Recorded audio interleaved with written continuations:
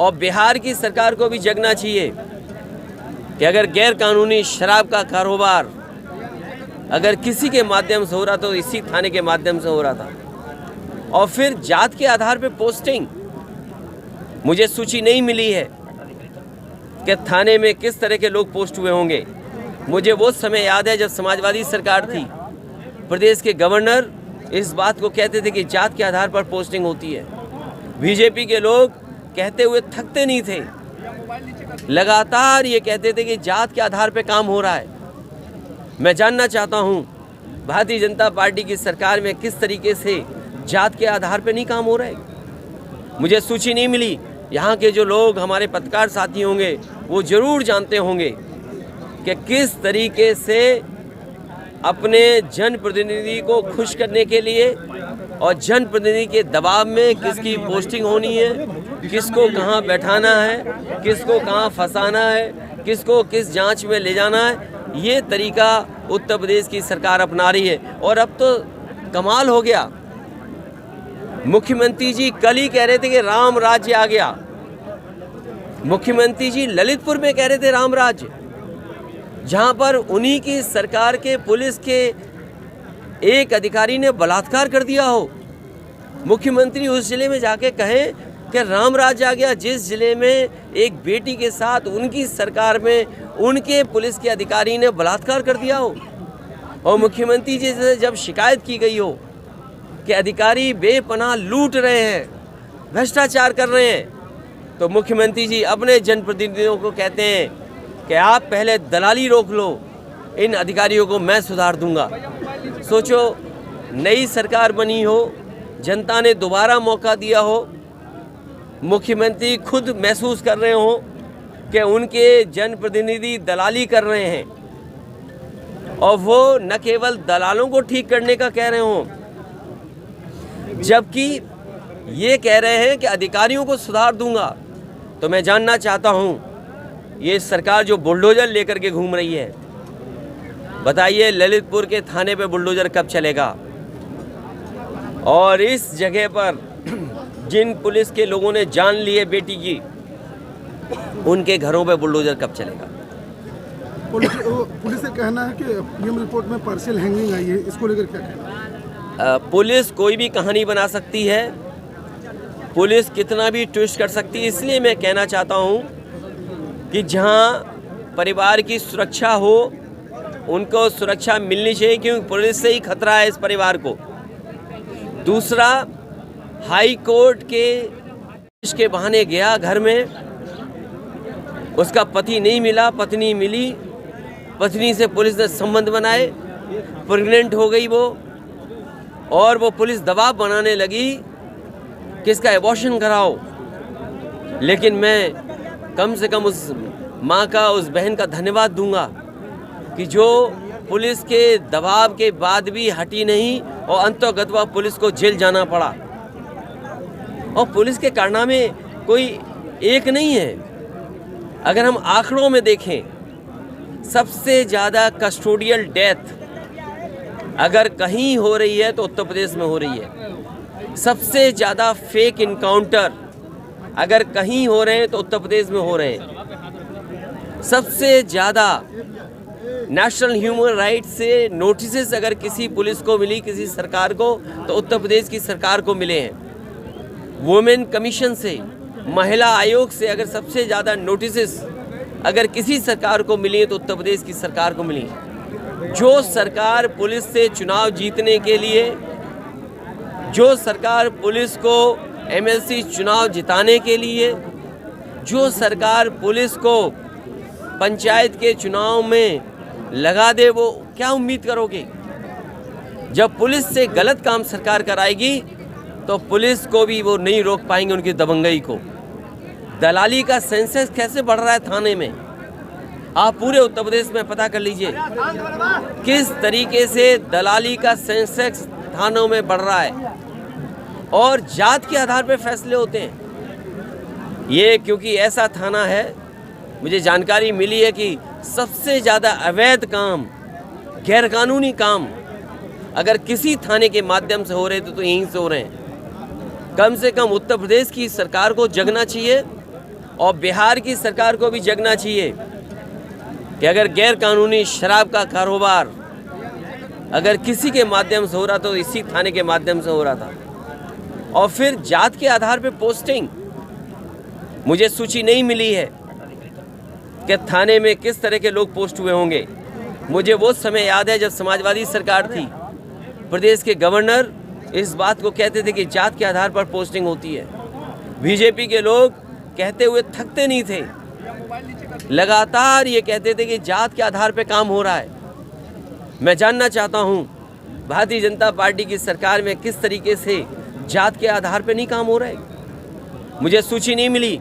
यहाँ के जो लोग हमारे पत्रकार साथी होंगे वो ज़रूर जानते होंगे कि किस तरीके से बीच में खाई पैदा हो, चाहे मस्जिद को लेकर के बात उठानी पड़े उन्हें, चाहे किसी और सवाल को खड़ा करना पड़े, ये भारतीय जनता पार्टी के इशारे पर जानबूझ करके जनता का ध्यान हटाने के लिए, क्योंकि ये नौकरी दे नहीं सकते, महंगाई रोक नहीं सकते। आज सोचो रुपया कहाँ गिर गया जा करके। वही लोग जो अमेरिका के डॉलर की बात करते थे, आज सोचिए रुपया कहाँ गिर गया जा करके। हमारे नौजवानों के पास नौकरी रोजगार नहीं है। क्या ये रोजगार नौकरी देंगे कि नहीं देंगे? इन्हें नौकरी रोजगार नहीं देना है, इसीलिए कभी मस्जिद का सवाल उठाएंगे, कभी ताजमहल का सवाल उठाएंगे। तो मैं तो ये जानना चाहता हूँ, अगर ताजमहल से इतना ही बुरा है इनको लगता है, तो उत्तर प्रदेश के मुख्यमंत्री जब अमेरिका के राष्ट्रपति आए थे उनको उपहार में क्या देने गए थे? सर, जो परिवार वालों की मांग है सर 302 का मुकदमा दायर करने के लिए, जैसा कि दाह संस्कार हो गया, तो ये कैसे पॉसिबल है? जान गई है और जान ली है पुलिस ने, इसलिए पुलिस को 302 का मुकदमा दर्ज करना चाहिए। और समाजवादी पार्टी परिवार की हर तरीके से मदद करेगी। लीगल मदद भी करनी होगी तो समाजवादी पार्टी लीगल मदद करेगी, सरकार मदद करे, नहीं तो समाजवादी पार्टी आर्थिक मदद भी परिवार की करेगी। गोपाल जी अलग से संगठन की बात कर रहे हैं, नेताजी भी अब आ गए हैं सपा की तरफ से, क्या कहना है? से संबंधित एक अधिकारी जो भाजपा से प्रेरित होकर आपके नगर चंदौली जिला के ही नगर चकिया में जो माननीय गृह मंत्री जी का निवास स्थान माना जाता है, वहाँ पर भी उनके द्वारा अवैध महाराजा के द्वारा वहाँ बसाया गया पूरा नगर है, वहाँ पे अवैध करार दिया गया है। पूरे वहाँ नगर के 400 परिवार को वो अवैध करार दिया गया है। भारतीय जनता पार्टी किसी को चैन से नहीं रहने देगी। भारतीय जनता पार्टी ये भी कर सकती है कि राजा महाराजाओं के किसी के कागज नहीं है। ये केवल महाराजा की दी हुई ज़मीन का सवाल नहीं है। देश के कुछ महाराजाओं पे तो ज़मीन के कागज हो सकते हैं, लेकिन उत्तर प्रदेश में जितने राजा महाराजा हैं इनके पास भी महलों के कागज नहीं हैं। जितने ये राजा महाराजा हैं इनके पास भी अपने महलों के कागज नहीं है। लगभग 400 परिवार एकदम बेघर हो चुके हैं। सरकार को उन गरीब परिवारों की मदद करनी चाहिए। ऐसे सरकार जानबूझ करके गरीबों को परेशान करेगी, क्योंकि सरकार काम नहीं करना चाहती है। धर्म के आधार पे, जात के आधार पे या इसी तरह के फैसले लेगी कि जहां पर किसी को बेदखल कर दिया जाए। इनके लिए कुछ आप करना चाहेंगे? हम उन गरीब परिवार, मैं परिवार के सदस्यों से मिलकर के आ रहा हूँ। परिवार के सदस्य दुखी हैं और तकलीफ परेशानी में हैं। अरे यार ये किसका कार है यार? उन्होंने अपने बेटी खोई है और उसकी बहन अभी भी उस सदमे से बाहर नहीं आ पाई है। उस सदमे में इतना परेशान है कि अभी तक वो ठीक से खाना तक नहीं खाया है उसने। जो नर्स उसकी देखभाल कर रही है, और मैंने उसके परिवार से पूछा तो बताया कि बार बार रोने लगती है और वही घटना को याद करती है। पूरे देश में ऐसी घटना नहीं हुई होगी कि जहां पुलिस घर में घुस गई हो और दबिश के बहाने दबंगई की हो।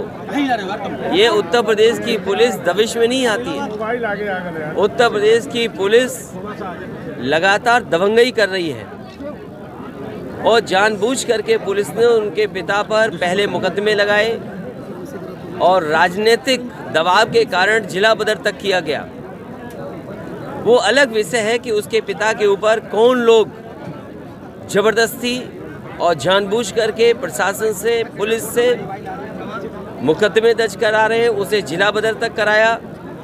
लेकिन सवाल ये है कि पुलिस को ये अधिकार किसने दिया कि पुलिस घर में घुसेगी और इतनी बड़ी संख्या में आएगी पुलिस, और जो कोई घर में होगा उसके साथ मारपीट करेंगे। जो बेटी की जान गई है वो पुलिस की दबंगई और पुलिस की दबिश की वजह से गई है। इधर भी फोकस है भैया। पुलिस ने जो कारनामा करके दिखाया उसकी वजह से बेटी की जान गई है। और फिर कहानी पुलिस की ये बनाना कि फांसी उसने लगा ली। अगर पुलिस की मैं कहानी मान लूँ तो क्या पुलिस ये बताएगी कि घर में पहले से फांसी लगाई थी क्या बहन ने? क्या बेटी पहले से फांसी की तैयारी कर रही थी? ये पुलिस उत्तर प्रदेश की और खासकर जब से ये सरकार बनी है कहानी बनाने में बहुत आगे है। क्या ललितपुर की घटना भूल सकता है कोई? जिस बेटी के साथ घटना हो, चाचा लोगों ने घटना की हो, पुलिस ढूंढ नहीं पाई, जब वो बेटी वापस आई तो पुलिस ने ही उसके साथ बलात्कार कर दिया। उनको सुरक्षा मिलनी चाहिए क्योंकि पुलिस से ही खतरा है इस परिवार को। दूसरा, हाई कोर्ट के जज की मॉनिटरिंग में जांच हो। हमें सरकारी जांच पर भरोसा नहीं है। हाई कोर्ट के माननीय जज, सिटिंग जज अगर जांच करेंगे, उनकी मॉनिटरिंग में जांच होगी तो परिवार को न्याय मिल सकता है। ये सरकार वो है जो कुछ भी कर सकती है, कोई भी रिपोर्ट बदलवा सकती है। अब तो बेटी का दाह संस्कार हो गया, अब क्या दोबारा जांच कर पाएगा कोई? क्या हमने आपने हाथरस का नहीं देखा? जबरदस्ती प्रशासन ने और पुलिस ने मिलकर के उस बेटी का दाह संस्कार रात में ही करा दिया था। आखिरकार ये परिवार भी जानता होगा कि जल्दी क्या थी। क्या बेटी खुद हैंग कर लेगी जब इतनी पिटाई हुई हो और जो उसकी पीठ पे मार्क हैं, उसके गले पे जो निशान आया है, तो क्या हैंगिंग करने वाला ये अपने निशान खुद मार लेगा? इसलिए इनकी जांच पर हमें भरोसा नहीं है। पुलिस कोई भी कारनामा कर सकती है। उत्तर प्रदेश की पुलिस जब थाने में बलात्कार हो जाए, अभी एक फिरोजाबाद में दबिश के बहाने पुलिस गई, जान ले ली एक महिला की। अभी बैंक डकैती हो गई, कई जगह सूचना मिल रही है पुलिस मिली हुई है डकैतों से। हो सकता है यहाँ भी पुलिस मिली हो शराब के कारोबारियों से, बालू के माफियों से। हमें पुलिस पर भरोसा नहीं है। सर, अभी आपने बुलडोजर की बात करी। आज दिल्ली में भी बुलडोजर चल रहा है और मेरठ में भी बुलडोजर चल रहा है। लगातार बुलडोजर की कार्रवाई आम होती जा रही है और आप बीजेपी आरोप लगा रही है कि कांग्रेस ने बुलडोजर का ट्रेंड शुरू किया था। ये देश को कहाँ लेके जा रहे हैं, बड़ा दुख है। भारतीय जनता पार्टी और जो कहीं भी सरकार है, जनता का ध्यान हटाने के लिए बुलडोजर न चलाए। हाई कोर्ट है, सुप्रीम कोर्ट है, न्यायालय है, कम से कम न्यायालय का भरोसा करे और हमें न्यायालय पे हमेशा भरोसा रहेगा। सर, ज्ञानवापी मस्जिद को लेके बनारस में आज मामला चल रहा है जिसमें सर्वे होना है। उसके बाद अब बीजेपी की तरफ से ताजमहल को लेके भी एक रिट फाइल करी गई है जिसमें कहा गया है कि उसमें भी 22 कमरे खोले जाए। मैं माननीय कोर्ट को कोई कह नहीं सकता हूँ, लेकिन क्योंकि जनता के बीच में हमें लगातार रहना पड़ता है, कम से कम मैं ये कहूँगा कि कोई भी फैसला ऐसा हो, पूर्व में जो फैसले दिए गए हों उनके हिसाब से कि समाज में कहीं भी किसी तरीके से नफरत ना फैल पाए, खाई पैदा ना हो। बीजेपी जानबूझ करके इसी तरह के मुद्दों को लेकर के आएगी। भारतीय जनता पार्टी ऐसे वो लोग